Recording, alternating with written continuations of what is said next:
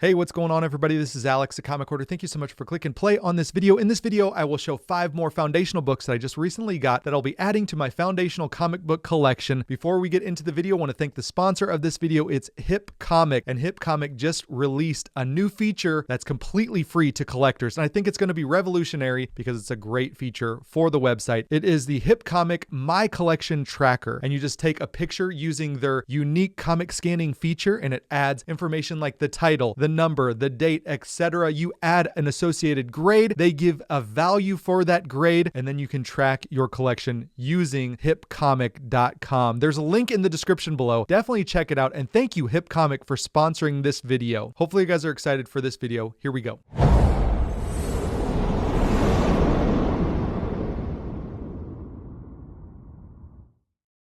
All right, friends, we've got another edition of the Foundational Comic Book Collection. I've got another stack of 5 books that I recently got. I will be adding to the comic book collection. And as you know, the Foundational Comic Book Collection, these books will increase the overall eye appeal of your collection. They will increase the overall value of your collection. These are keys that are universally recognized as key issues. And it doesn't necessarily mean that they are driven by spec or movie hype or anything like that. These are forever keys. Some of these may increase in value because of movie hype, but they were keys before then. People were searching these keys out in the early 2000s, before all the MCU movie hype began. People will continue to search for after the movie hype has died down. These are just books that increase the overall appearance of your collection. Hopefully that makes sense. I really enjoy collecting this way. You don't have to collect this way, but I think a lot of people like it, and this is just a way for me to bolster my collection and make it something that I really enjoy. The first book up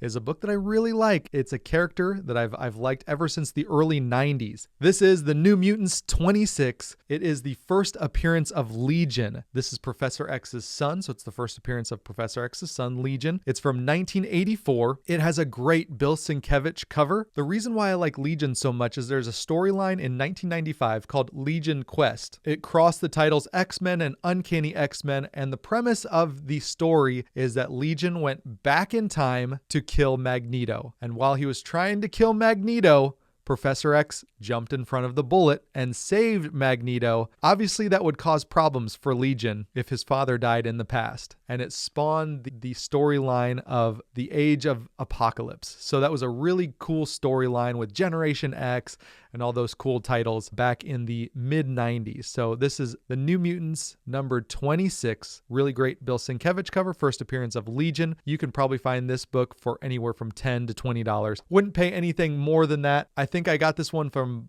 Box Seat Cards and Collectibles in Champaign, Illinois. Next book up, I got from The Zone in Peoria. Really great shop. If you're ever in Peoria, they've got multiple locations now. I think maybe 2 locations in Peoria and 1 location in Pekin. Really, really great shop. I got this for $30, I think. It is the Flash number 92, and it's the first appearance of Impulse. This is from 1994, and I always remember searching for this book. It's one of those keys within that run. The Wally West Flash run, but I think it's volume 2 of the Flash. It's with Wally West after the Crisis on Infinite Earth reboot, and $30 is probably the maximum you'd want to pay for this book. I remember back in the day it was going for more than that. First appearance of Impulse. He is the 2nd Kid Flash and the 4th Flash. He is the grandson of Barry and Iris Allen. He's the son of Don Allen, who is part of the Tornado Twins, Don and Dawn Allen. And he's also on his mother's side, the grandson of or descendant of Professor Zoom. Melanie Thawne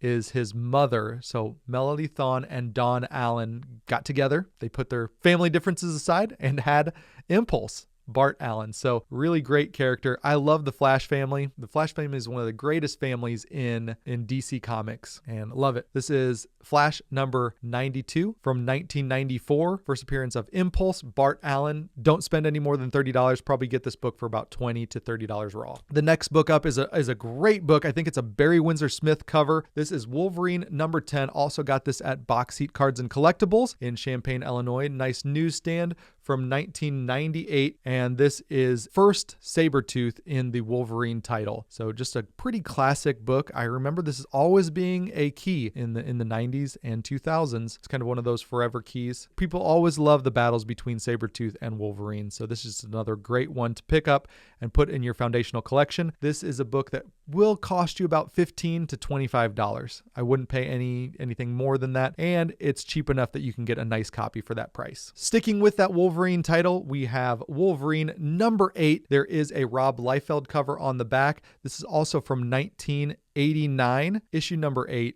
People love this for the cover. It's got Wolverine as Patch and Hulk as Joe Fixit, those two personas. So really cool book. I got this from Box Eat Cards and Collectibles. Really nice condition. This book is actually kind of pricey. It's $50 to $80. This is actually the most pricey book in this foundational video, but it's for good reason. It's a great classic cover. Like I said, there's a Rob Liefeld on the back. We'll go ahead and show that so you guys know what that looks like. There is the Rob Liefeld Wolverine back cover for this book.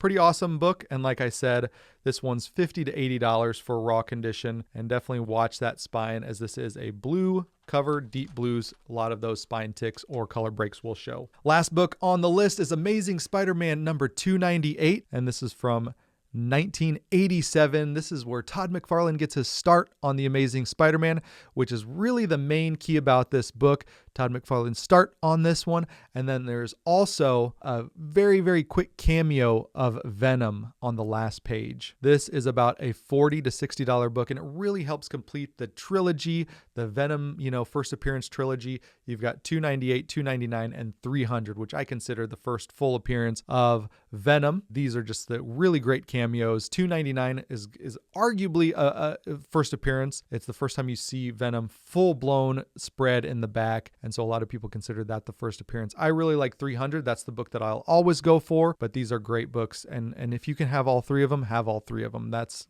what ETA Nick says all the times. That's it, you guys. Thank you so much for watching. These are books that I'm just going to be adding to the collection, really trying to bolster up that foundational comic book collection, increase the overall eye appeal of the collection, increase the overall value of the collection. Hopefully you guys enjoyed this one. If you're brand new to the channel, hit that subscription button, hit that bell to be notified when there's future videos. Also hit that thumbs up and comment down below what you thought about these books. Also, once again, thank you to Hip Comic. There is a link in the description below to check out the brand new Hip Comic My Collection tracker. So hopefully you guys find good use out of that. Try it out. Let me know what you think, and I will talk to you all on the next one. See you. Bye.